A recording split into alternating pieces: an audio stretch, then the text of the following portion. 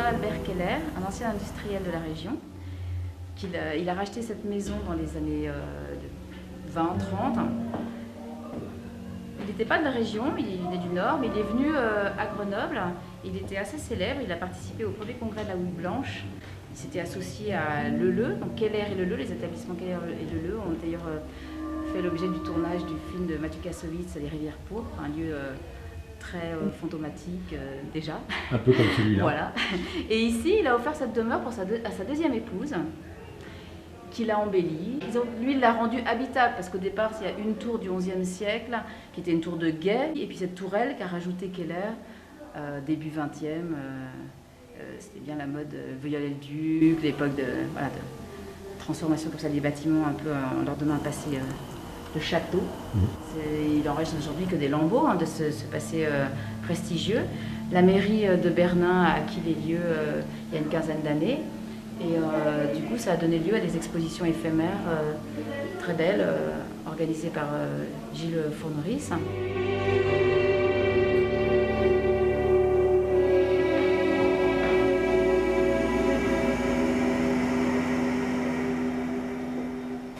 Bien là, nous sommes dans une des salles de bain de cette maison, aménagée par Charles-Albert Keller. C'était une maison qu'il a réellement embellie. C'était très luxueux pour l'époque. Il y avait même une piscine à débordement à l'extérieur. Enfin, 3 salles de bain. Celle-là est quand même la plus belle, je trouve, avec son miroir exposé, sa géométrie et les œuvres de Jean-Noël Duru qui résonnent avec le lieu.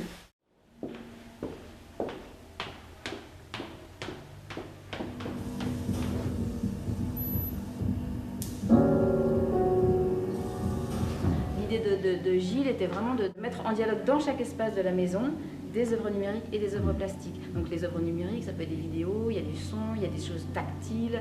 Et ce qui était assez touchant, c'est que parfois c'est l'œuvre plastique qui va aider à s'immerger dans une œuvre numérique, puis ça peut être l'inverse. Et j'ai trouvé vraiment intéressant de mettre en dialogue. Je trouve que c'est une belle proposition. On va aller voir ton œuvre alors. Bien. Alors, allons-y, descendons à la cuisine.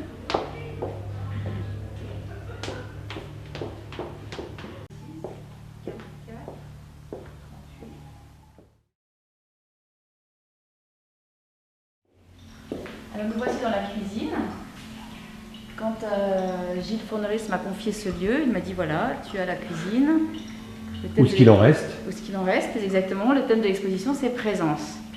Et pour moi, ce qui faisait vraiment présence dans ce lieu, c'est toutes ces épaisseurs de vie qu'on sent avec ces superpositions de carrelage, ces traces, la peinture qui s'écaille,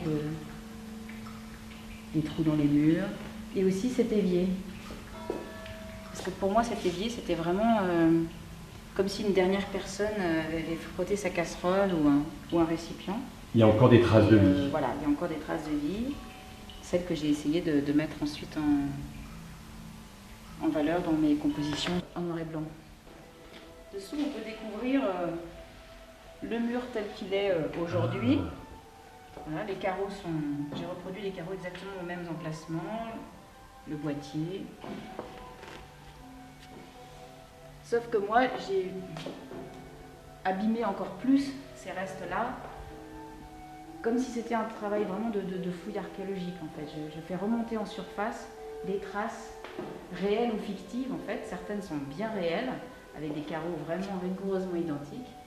Et puis d'autres, je les fais remonter en surface, mais j'ai pu les attraper dans le reste de la maison, ou bien les imaginer. Donc j'ai insisté sur tout ce qui était boîtier électrique, parce que pour moi, c'est vraiment, ça rend le mur très vivant. C'est vraiment comme un réseau sanguin, on voit ces artères, ces veines qui irriguent encore les dernières parcelles colorées de ce mur. La plupart des mouches que j'ai découvertes en arrivant dans cette maison, elles étaient mortes comme ça, les bras repliés. Et puis celle-ci, elle est morte les bras en croix dans l'évier. J'ai trouvé qu'elle était assez belle. Et je l'ai immortalisée sur la fresque, un petit peu comme dans ces vieilles cuisines où on trouvait souvent un crucifix.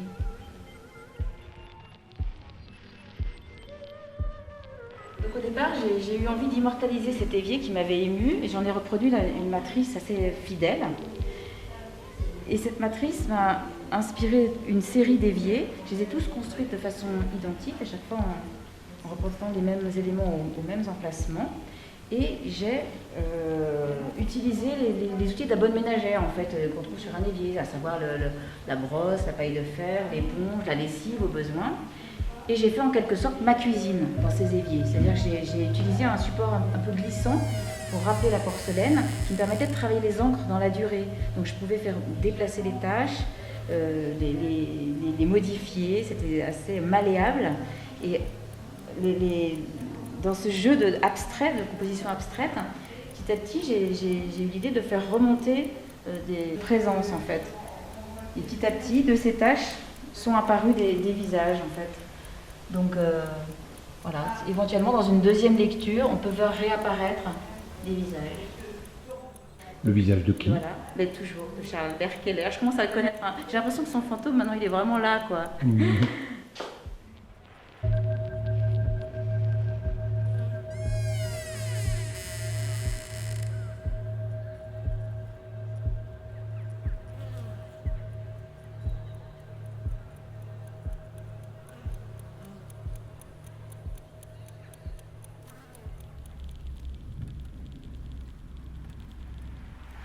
Comme pour les éviers, on peut déceler une présence en fait sur ce mur. Si on prend un peu de recul et si on cherche à voir d'autres images, on peut éventuellement voir apparaître à nouveau le portrait, voire même là, le corps entier de Charles Albert Keller, donc l'ancien propriétaire des lieux, qui vient c'est un petit peu comme si son esprit venait nous rendre visite. Donc il est là, il flotte dans l'air, il est à peine retenu par un petit clou au niveau de son nombril ou de sa jaquette. Sur le mur. Voilà. Là, il y a ce qui pourrait être le bouton de sa jaquette ou son nombril ou tout simplement le clou du mur.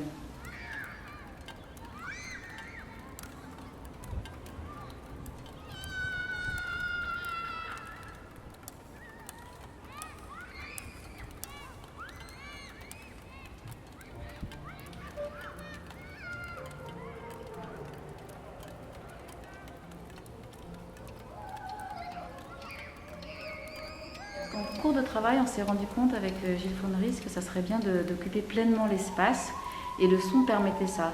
Donc on a fait appel à un compositeur, Jean-François Cavreau, qui est vraiment un preneur de son et compositeur.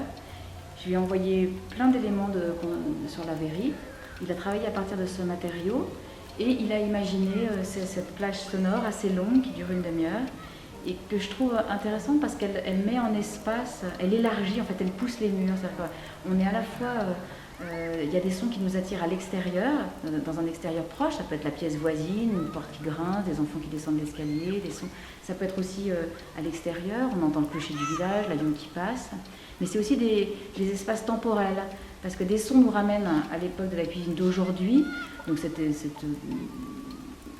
maison abandonnée, donc on entend des chauves-souris, on est plus comme dans une caverne, dans une grotte, et puis parfois on entend quelqu'un qui se met au piano 2 étages au-dessus, et à l'époque ça nous transporte dans l'époque de Keller, on a l'impression qu'il va descendre l'escalier, nous rejoindre, s'installer à la table, on a des bruits de vaisselle, et puis juste après on a un fantôme qui passe, une chauve-souris qui vole, donc tout ce jeu toutes ces plages sonores, je trouve, mettre vraiment du lien entre la création plastique et l'air de la pièce. On est vraiment du coup dans un espace, je trouve, total.